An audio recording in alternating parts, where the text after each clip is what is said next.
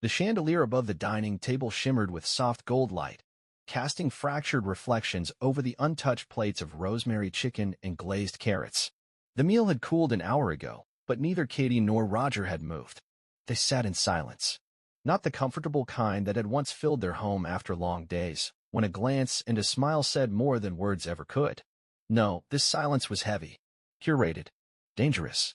Roger scrolled on his phone with the kind of vacant focus only a man deeply invested in not being present could achieve. His neatly pressed dress shirt was open at the collar, his tie tossed carelessly over the back of his chair. He looked like a man at the tail end of a long day. To a stranger, he might have passed as tired. But to Katie, he looked guilty. Katie watched him through the wine-dark surface of her glass. Her face was neutral, composed. Her silk blouse clung slightly to her skin from the heat still rising out of her anger. She had dressed with intention tonight, red lips, high heels, a dress that used to make his eyes linger. He hadn't even noticed. Roger finally looked up. "You're not eating." "I lost my appetite." A beat of silence. "You okay?" Katie tilted her head slightly. "Are you?" He blinked. "Yeah. Why wouldn't I be?" Her lips curled into the faintest smile. No reason. But she had every reason. That morning, she had received an envelope. No return address. Inside was a flash drive. She didn't want to plug it in at first. She almost threw it out. But curiosity was a parasite, and by lunchtime, it had burrowed deep.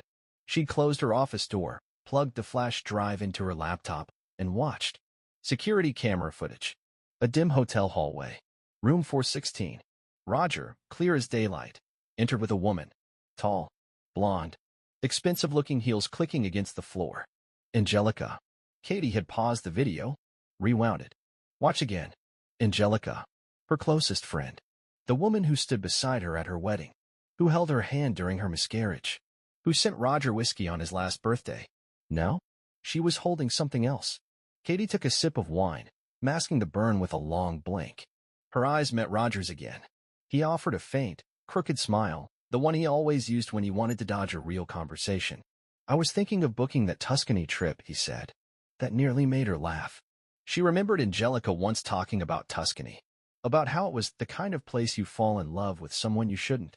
She wondered if they'd already gone. "Sounds lovely," Katie murmured. His phone buzzed. A message preview lit up the screen. "Angelica. Tell her soon. I'm done being the other woman." Katie felt the moment stall, like a breath caught between ribs. Roger's eyes darted to her face. She smiled. He turned the phone face down. "Everything okay?" she asked sweetly. "Work stuff. Late night client again?" "Yeah." Katie stood, collected the plates, and walked them into the kitchen. She didn't break, didn't scream, didn't shatter a single dish. Instead, she opened the drawer where they kept the expensive wine, the bottle they were saving for their anniversary. She uncorked it calmly and poured herself a glass. Then, with careful precision, she took out her phone and typed a message. "Meet me tonight. 9 p.m. Behind the hollow bean. Bring proof. K." The message was addressed to unknown. Not Angelica. Someone else. Someone who had sent the flash drive. Whoever they were, they knew. And if Katie was going to burn everything down, she wanted a front-row seat to every lie that had built this life. As she returned to the table, Roger's smile had returned. But it didn't reach his eyes. Katie's did. Because for the first time in weeks, she finally knew exactly what she was going to do. Katie parked 2 blocks from the Hollow Bean, the local coffee shop that had gone dark hours ago. The lights in the back alley flickered weakly, one buzzing like an old neon sign with a short fuse. The hum matched the static in her chest. She checked her phone. 8:57 p.m. She hated that she cared about being early. But this meeting wasn't something you arrived late to. Especially when the sender of the message had included one final line in their reply. "Come alone. No Roger. No cops. No questions. You want the truth? Show up." Katie tightened her coat around her body, her heels echoing against the concrete as she walked around to the alley. The sharp, bitter scent of burnt coffee beans still lingered in the air. At first, she thought she was alone. Then someone stepped out from behind the dumpster, hood up, face in shadow. Slim build, gloved hands. No visible threat. But then again, the most dangerous people rarely looked it. "You're Katie," the figure said. The voice was low, clipped. "Female. Not Angelica." Katie didn't blink. "And you're the reason I didn't throw a knife at my husband over dinner." A short laugh. "You'll want to keep that knife sharp." Katie crossed her arms. You sent the flash drive. I did. Why? A pause. Because I don't like watching good people drown while monsters swim. Who the hell are you? The figure pulled down her hood. A young woman. Maybe late 20s. Sharp cheekbones. Eyes that looked like they'd seen too much. She had a small scar above her left eyebrow, the kind left by either a hard fall or a harder life. My name's Leona, she said. I used to work for Roger. Katie's stomach dropped. Work? What kind of work? His other work. Leona reached into her coat slowly and pulled out a thin black folder. She held it out. I suggest you read this before asking more questions. Katie hesitated, then took the folder. Inside, documents, photographs, and one familiar name printed across the top of a report. Angelica Miles, consultant, Anima PR. Beneath that, a series of travel receipts. Hotel bills. Wire transfers. A contract signed by Roger himself. Katie looked up. Angelica worked for him. She still does. Wait, are you telling me Angelica was paid to? Leona nodded. To seduce you out of the picture. Or at least distract you long enough. Katie's mind reeled. Distract me from what? Leona's voice dropped to a whisper. Roger doesn't just cheat, Katie. He launders. Katie blinked. Money. And information. Intellectual property. Insider trading tips. You name it. He hides it in PR contracts, shell companies, and consulting deals. Angelica's job was to keep your eyes on her so you wouldn't notice what he was moving behind your back. Katie took a step back. Why are you telling me all this? Because I used to help him do it. Until I realized the man was a cancer. One that spreads to everyone close to him. I saw what he did to the last woman who got too close to the truth. What happened to her? She disappeared. Plane crash. But she was never on the manifest. A silence stretched between them. I need proof, Katie whispered. If this is real, I need more. Leona reached into her jacket again and handed her a second flash drive. This is just the beginning. Emails, fake invoices, shadow company lists. Enough to ruin him. And maybe Angelica too, if she's not careful. Katie swallowed hard. The ground beneath her had shifted. This wasn't just infidelity. It was conspiracy. But I need your help, Leona added. Katie narrowed her eyes. Help with what? Leona leaned closer. To take him down. The right way? Legally. Permanently. And if I say no? Leona stepped back into the shadows. Then Roger wins. And the next woman he uses? She won't get a warning. With that, she disappeared into the darkness, leaving Katie holding two pieces of a puzzle she hadn't known she was part of. Back in her car, Katie sat in silence, the flash drive clutched in one hand and the black folder in the other. She'd thought she was confronting a cheating husband. Now, she realized she might be sleeping next to a criminal mastermind. And Angelica? She wasn't the other woman. She was a weapon. By sunrise, the game had changed. Katie stood in the master bathroom brushing her teeth, her face an unreadable mask. Behind her, Roger slept in their bed, one arm thrown across the empty space where she used to curl up before sleep. Now, she made sure that space stayed cold. He stirred but didn't wake. Not even a whisper of suspicion crossed his face. Just another day, another lie tucked into his perfect husband routine.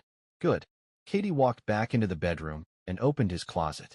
She pulled one of his tailored suits, dark blue, pinstripes, a pocket square still folded, and slipped her hand into the inside pocket. The burner phone was still there. He didn't know she knew about it yet. That was his mistake.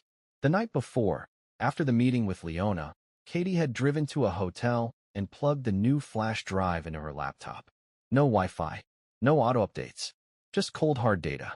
And what she saw chilled her blood. Emails coded in innocuous phrases. Confirm the lighting package equals transfer the data. The backup venue is secure equals the funds are clean. Company names she didn't recognize because they weren't real. Digital receipts showing massive deposits into accounts she never knew Roger controlled. But one name stood out over and over. Anima PR. Angelica's company. Except it wasn't a company. Not really. It was a shell. A pass-through. A mask. According to Leona's files, Angelica had launched Anima PR the same year she became Katie's closest confidant. A coincidence? No. A setup. Katie had stared at her screen until the hotel room's lamp buzzed with the kind of dim headache lighting that feels like an accusation. Then she'd copied everything. Twice. One drive hidden in the lining of her old jewelry box, the other duct taped to the underside of her car's glove compartment. Paranoia was a survival skill now. That morning, over coffee, Roger was back to his charming self. Hair slightly wet from a quick shower, tie knotted just so. The husband mask was on. He reached for a second cup, then asked, "You okay? You seem distracted." "I didn't sleep well. You were out late." Katie smiled. "Had a drink with Angelica." Roger's pause was microscopic.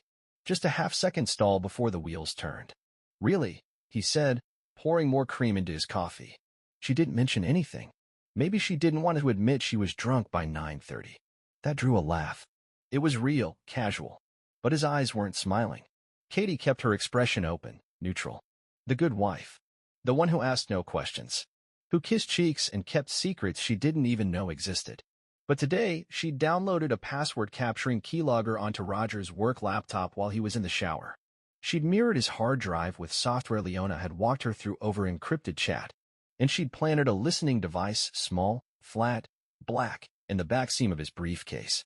She was done being blind. Roger kissed her forehead before leaving. "You're quiet," he said. "I'm thinking about Tuscany again." His smile faltered, then returned. "We'll go soon. You promise?" "Of course." Katie watched him walk out the door. The moment the lock clicked, she exhaled. Then she turned on her laptop and pulled up the mirrored hard drive. There was already a hit, an email from Angelica. "You said you'd handle it by now. She's starting to look at me differently. I don't like being watched." Katie stared at the words for a long time. Then she began digging. Bank transfers. Hidden company registries. A corporate client named Velis Holdings, the same company that had once approached her father's small tech business with an acquisition offer before suddenly pulling out. Katie remembered that. It had bankrupted them. She pulled the old files, scanned the headers. Velis Holdings equals Roger. Her hands clenched. This went deeper than an affair. Deeper than lies. Roger had built his empire on bones. He was more than a con man. He was a predator. And Angelica? She wasn't just a mistress. She was his accomplice. That afternoon, Katie met Leona again, this time in a city library, the kind with tall oak shelves and just enough corners for secrets to hide in. "I want in," Katie whispered. "All the way." Leona nodded. "That's good. Because we're not the only ones who want to bring him down." "What do you mean?" Leona slid over a manila envelope. "Someone else just reached out to me. She claimed she was Roger's fiancée. 10 years ago. Before you. Thought he was dead. Turns out he just vanished." Katie's blood ran cold. "What's her name?" Leona opened the envelope. Inside was a photo. Katie stared, then blinked. She knew that face. The woman wasn't just from Roger's past. She was in their present. Every week. Every fundraiser. Every company gala. "She's his secretary." Leona nodded grimly. "She was. Until last week. Now? She wants revenge." Her name was Celeste Marlowe. But that wasn't the name Katie had known her by. At every company dinner, every charity gala, every damn holiday party, Celeste had been there. Except Katie only ever knew her as Jenna. Jenna, Roger's perfectly poised executive assistant. The one with polished nails and a professional smile. The one who sent Katie flowers on behalf of Roger for her birthday. Now, sitting in a quiet corner of a downtown law library, Jenna wasn't smiling. She looked like a woman who hadn't slept in weeks. "I didn't know he was still alive," she said quietly, her voice shaking. Katie didn't speak. She couldn't. "Not yet. I met Roger in 2010, Jenna," Celeste continued. "In Barcelona. He went by a different name then. Dominic Rains. Charming. Handsome. He said he was in international consulting. We were engaged within a year." Leona, seated beside Katie, scribbled notes without interrupting. "We moved to Paris," Celeste went on. "And then, he disappeared." "Disappeared?" Katie asked, her voice flat. "Gone. No note. No calls. His phone was dead. I went to the police, filed missing person reports. Nothing. It was like he evaporated." Katie clenched her jaw. "So how did you end up working for him again?" "I didn't recognize him at first.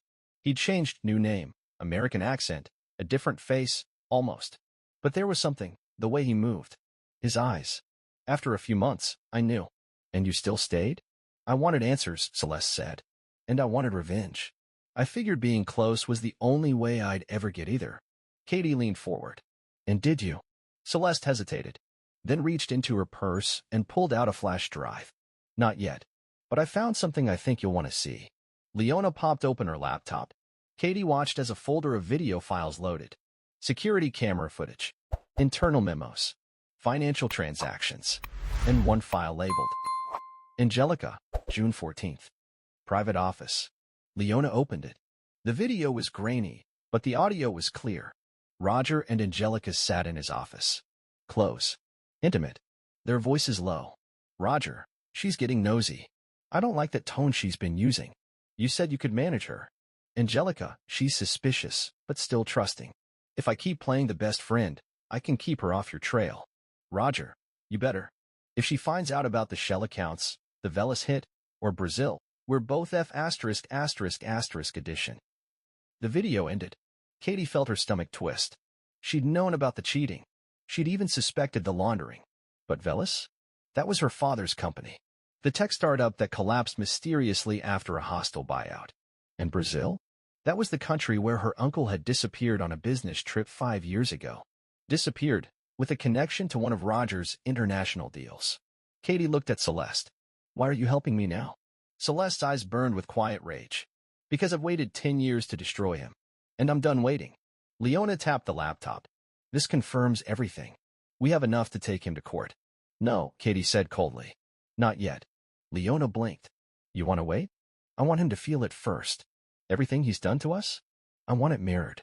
Reflected back at him until he doesn't know who to trust, who's real, what's coming. Celeste nodded slowly, almost reverently. You've changed. Katie looked her dead in the eye. You don't survive a man like Roger without learning to sharpen your edges. She stood and looked at Leona. Can you pull the bank records on Velis Holdings? I want to know what happened to my father's patents. I'm on it. And Celeste, Katie turned to her. If you're in, you're in. I don't need half-truths or emotional breakdowns later. If you've got more skeletons from your time with him, I want them all out now. Celeste met her gaze evenly. I'll dig up every bone.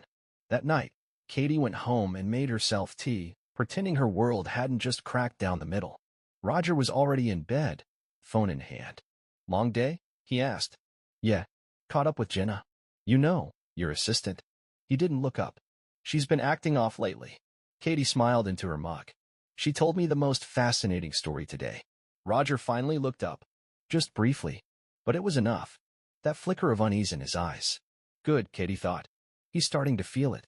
She kissed him on the cheek and climbed into bed beside him. Tomorrow, the next domino would fall. And Angelica? She'd be the first to go. Angelica always wore white when she wanted to look innocent. Today was no different. They met at their usual spot, Lark and Finch, a chic cafe nestled between boutiques and deceit. Angelica waved when she saw Katie, her smile all teeth and fake concern. Katie, you look tired. Everything okay? Katie returned the smile like a blade. Didn't sleep. Roger's been distant. Angelica sipped her lavender latte. You know how he is. All work, no feelings. Right, Katie said. He ever mention a company called Velis Holdings to you? Angelica froze, just for a breath. Blinked once. No. Should he? Katie leaned back. My father's company. Went bankrupt after a shady buyout. Thought maybe Roger heard about it in passing. Angelica recovered quickly. Maybe. He doesn't tell me everything, you know. Another lie. Katie had already seen the emails, dozens of them, between Angelica and Roger about Velis. She knew Angelica helped engineer the deal that ruined her father. But she needed Angelica to think she was still in the dark. So Katie smiled, warm and sad. I just hate feeling like I don't know what's real anymore. Angelica reached across the table, touching her hand. You can trust me. Katie resisted the urge to laugh. You've always been my anchor, Katie whispered. I don't know what I'd do without you. Angelica's eyes softened. Good. She still thought she had control. Later that night, Katie accessed Angelica's laptop remotely. Leona's spyware was working perfectly. Messages. Call logs. A new one, labeled KT_backup. Katie clicked it. It was a folder. Dozens of audio files. Some old. Some recent. Her own voice filled the speakers. Roger and I have been trying. It's just hard lately. I think I need to see a therapist. I'm not sleeping. Sometimes I wonder if I even know him. Private conversations. Pillow talk. Tears. Vulnerabilities. Angelica had recorded her for years. And then Katie found the worst one, dated just 2 weeks ago. Angelica's voice. She's unraveling. I give her a month before she breaks completely. We'll pin it on emotional instability. Make sure the judge sees her as unfit. Roger's voice. Perfect. I want full control of everything.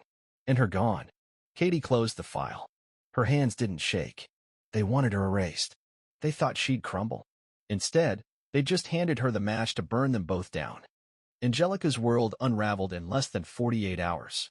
Katie made sure of it. A flash drive anonymously delivered to Caden and Company, Angelica's biggest PR client, contained audio of her mocking their CEO during a drunken call with Roger. Paired with flagged invoices showing double billing, the message was clear: you're being played. By morning, Angelica's name was scrubbed from their website. By afternoon, she was locked out of her office. Katie watched it all unfold online. News alerts, LinkedIn updates, frantic calls coming in that Angelica didn't know were being monitored through a backdoor Leona installed weeks ago. At 7:13 p.m., Angelica called Roger. "We have a problem." "You have a problem," he snapped. "Clean it up. I'm not going down for you." "You think I won't take you with me?" Katie smiled. "Perfect." By the next day, Angelica was desperate.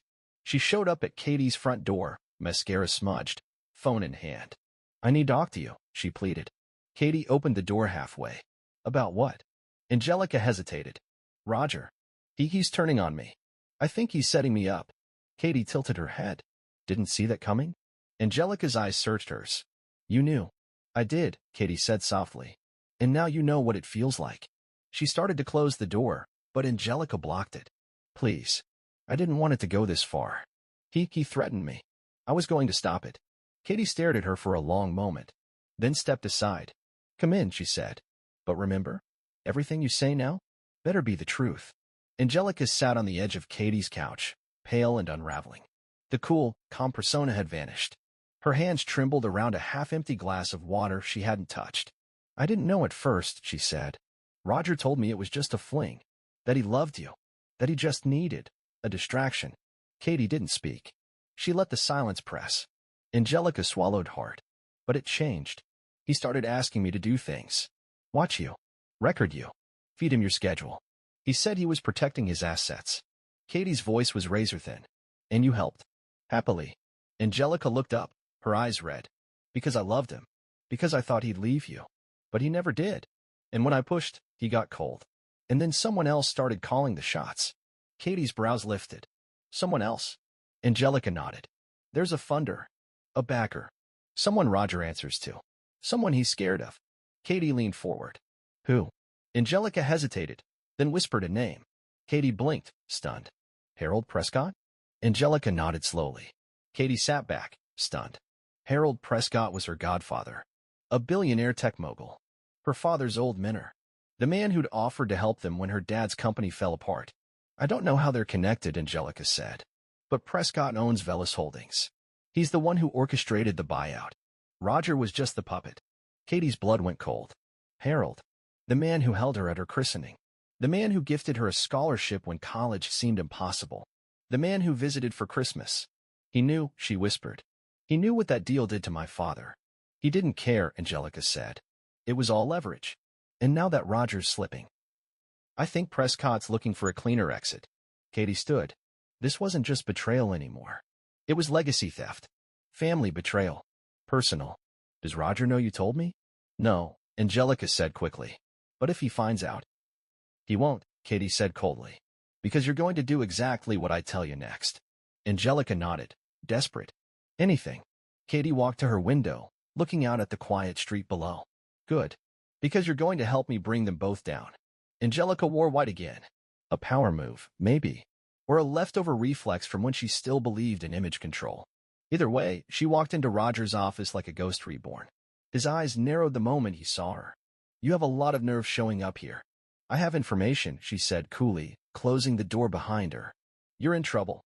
Prescott's talking to new people." Roger stood. "What are you talking about?" "I heard it directly. You're becoming a liability." Katie's been asking questions. She knows something. Roger's face barely changed, but his fingers tapped faster on the desk. "She doesn't know enough." "She doesn't have to," Angelica replied. "Prescott's already working on a replacement. New front man. New story. He's scrubbing Velis from the books." Roger went pale. "He wouldn't cut me loose." Angelica shrugged. "Wouldn't he?" Exactly what Katie told her to say. Every word. Back at the safe house, an Airbnb rented under a fake name, Katie and Leona watched the scene unfold in real time. Leona had slipped a camera into Angelica's necklace. High def. Streaming clean. Roger's panic was delicious. He's going to Prescott, Katie said. Right into the lion's mouth, Leona nodded. We just follow the blood. 2 days later, Roger boarded a private jet to New York. Destination, Prescott Global's private estate. Angelica had played her part perfectly. Fear in her voice, truth in her lies. Prescott would smell Roger's desperation, and Katie was betting on it.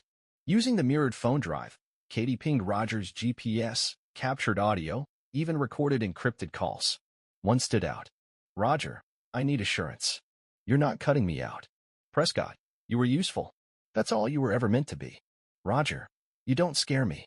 Prescott calm, cold, you should be terrified. Katie saved the recording.